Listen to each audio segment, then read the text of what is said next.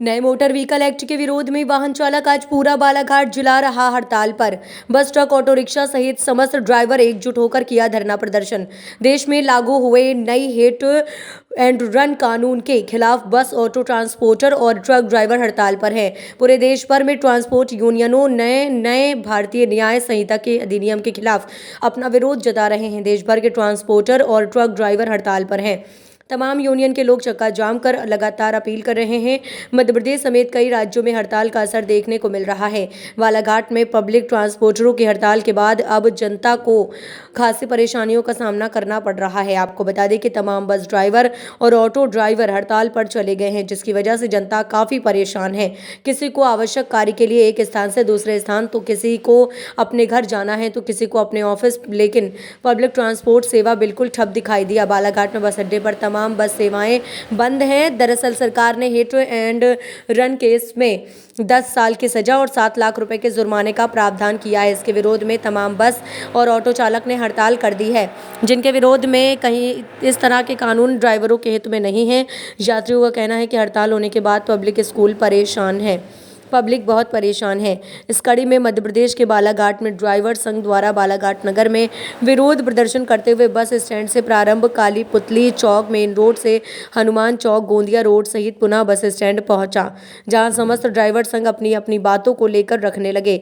उनके समर्थन में बालाघाट की पहली महिला कांग्रेस विधायक अनुपा बुंजारे ने कहा कि भाजपा सिर्फ और सिर्फ वोट बैंक की राजनीति करती है। उन्होंने भाजपा सरकार को खूब आड़े हाथों लिया। देखिए ये रिपोर्ट। तो इसकी जिम्मेदार सरकार है ना, हमारे ड्राइवर भाई लोग कहीं से भी नहीं है, क्योंकि सरकार को ये फैसला लेते समय 100 बार सोचना था। ऐसा फैसला है जो कि बिल्कुल मानने योग्य नहीं है। तो जल्दी से जल्दी सरकार अगर चाहती है कि जनहित की सुविधाएं, जो जीवन उपयोगी सुविधाएं, जो दैनिक ज़रूरतों के सामान अगर हमें हमारे आम जनता को मिलते रहे समय पर, तो तत्काल शासन प्रशासन को फैसला लेना चाहिए, इन ड्राइवरों के पक्ष में, हित में फैसला लेना चाहिए, जिससे सुचारू रूप से स्थिति निर्मित हो सके। आप स्वयं जनप्रतिनिधि होने के नाते जन जीवन को जो अभी प्रभावित हो रहे हैं, इस संबंध में आप देख सकते हैं कि पूरा जो शहर है, आज यहाँ पर आवागमन की बात करें तो आवागमन भी प्रभावित हो रहा है। इस संबंध में क्या कहेंगे? मैंने कहा ना कि इसके लिए शासन प्रशासन जिम्मेदार है, क्योंकि सरकार ने, केंद्र सरकार ने, हमारे माननीय गृह मंत्री जी अमित शाह जी ने निर्णय लिया है, या उनने इस प्रस्ताव को लेकर आए हैं। तो सरकार को फैसला लेने के पहले चिंतन करना था कि हजारों लाखों की तादाद में जो वाहन चालक हैं, उनके भविष्य, उनके जीवन, उनके कैरियर के साथ एक बहुत बड़ी तकलीफ की स्थिति निर्मित हो जाएगी।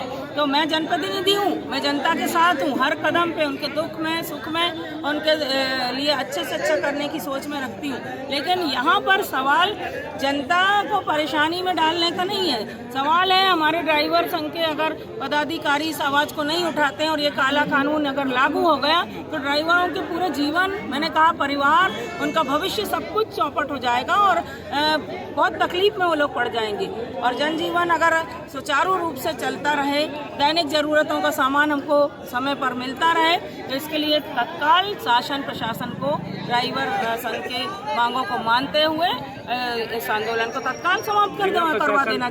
मैं भी कहती रही हूँ कि भारतीय जनता पार्टी जो है ये संवेदनशीलता का परिचय नहीं देती है। और अभी हमारे प्रदेश में भी नई सरकार बनी है, भारतीय जनता पार्टी की सरकार बनी है, लेकिन उसके बाद भी अगर संवेदनशीलता का परिचय ये लोग नहीं दे रहे हैं, जनप्रतिनिधि नहीं दे रहे हैं, प्रशासन अपनी जिम्मेदारियों को ईमानदारी से नहीं निभा रहा है, तो मैं तो यही कहना चाहूँगी कि भाजपा सिर्फ वोट की राजनीति करती है। सिर्फ इनको चुनाव में वोट लेना है, जनता को लोक लुभावनी बातें कह के उनसे वोट लेकर विधानसभा और लोकसभा में पहुँचना है और सत्ता में काबिज होना है। बाकी जन सुविधाओं से, उनकी तकलीफों से, आम जन की परेशानियों से इनको कोई लेना देना नहीं। इसकी मैं निंदा करती हूँ।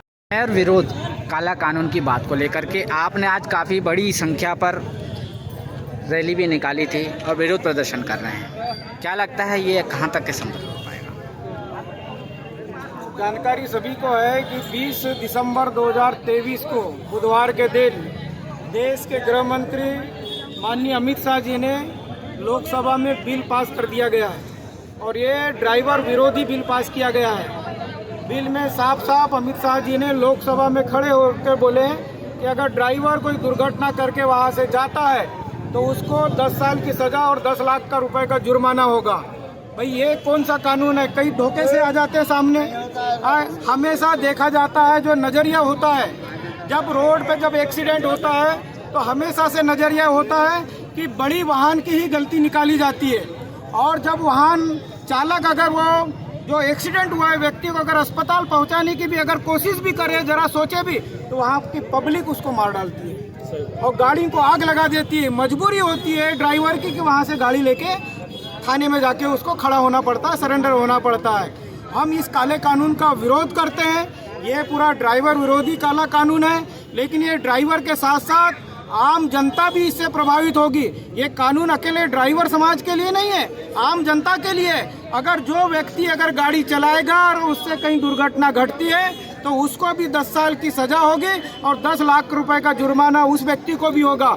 आम जनता से भी हम अपील करते हैं कि ये हमारे ड्राइवर साथी की जो हमारी जो हड़ताल चल रही है, इस हड़ताल में आप लोग भी सहयोग करें, क्योंकि ये कानून खाली हमारे लिए नहीं है, ये कानून आपके लिए भी बन रहा है। अगर आज हम नहीं जागे तो ये काला कानून लागू हो जाएगा और हमारे भाई बेरोजगार हो जाएंगे। सुरक्षा की दृष्टि से बात करें और हमारे परिवार के लोगों को रोड पे आना पड़ेगा। सुरक्षा की दृष्टि से बात करें आप, तो अभी आपने आगामी समय के लिए क्या कहा है?